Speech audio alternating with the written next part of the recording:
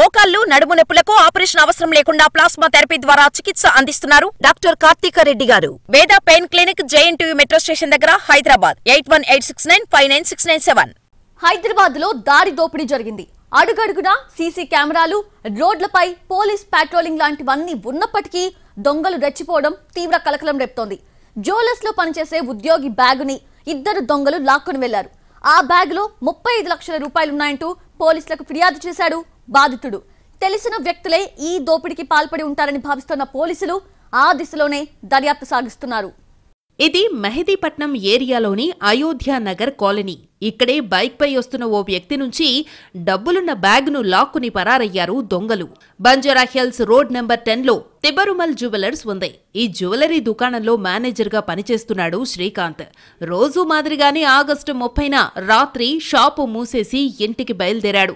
తన వెంట బ్యాగ్లో సుమారు 35 లక్షల రూపాయల నగదును పెట్టుకుని బైక్ పై అత్తాపూర్లో ఉన్న తన ఇంటికి బయలుదేరాడు. రోజూ జ్యువెలరీ దుకాణం క్లోజ్ చేసిన తరువాత నగదును తీసుకువెళ్లడం శ్రీకాంత్ చేసేవాడు. అందులో భాగంగానే 30 నాడు రాత్రి కూడా 35 లక్షల రూపాయలతో ఉన్న బ్యాగును తీసుకుని మరో ఉద్యోగితో కలిసి ఇంటికి బయలుదేరాడు. మెహదీపట్నం రేతిబౌలి ఎక్స్ రోడ్డు మధ్య ఉన్న అయోధ్యానగర్ ప్రాంతంలోని పిల్లర్ నెంబర్ 28 సమీపంలోకి రాగానే శ్రీకాంత్ పాన్ కొనడానికి బైక్ ని రోడ్డు పక్కన ఆపాడు.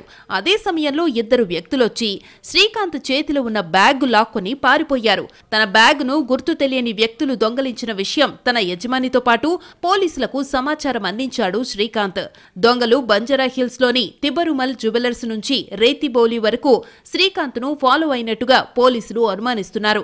శ్రీకాంత్ బ్యాగులో నగదు ఉంటుందన్న విషయం పక్కాగా తెలిసిన వాళ్లే ఈ దారి దోపిడీకి పాల్పడి ఉంటారని భావిస్తున్నారు పోలీసులు. రేతిబౌలి దగ్గర బండి ఆపిన మరుక్షణమే బ్యాగ్ లాక్కును వెళ్లారంటే ఖచ్చితంగా అతన్ని ఫాలో అవుతూ అవకాశం కోసం ఎదురు చూశారనేది తెలుస్తోంది.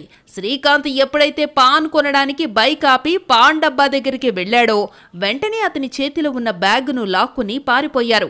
హెల్మెట్ ధరించిన ఇద్దరు వ్యక్తులు పల్సర్ బైక్ పై వచ్చారని శ్రీకాంత్ పోలీసులకు ఫిర్యాదు చేశాడు. శ్రీకాంత్ ఫిర్యాదు మేరకు కేసు నమోదు చేసిన పోలీసులు ఆ ఇద్దరు దొంగల కోసం గాలిస్తున్నారు. పల్సర్ బైక్ పై వచ్చిన ఇద్దరు దొంగలు ఎవరు, శ్రీకాంత్ బ్యాగులో డబ్బుందన్న విషయం వాళ్లకెలా తెలిసింది అనే విషయాలకు సంబంధించిన వివరాలు రాబట్టేందుకు ప్రయత్నిస్తున్నారు పోలీసులు.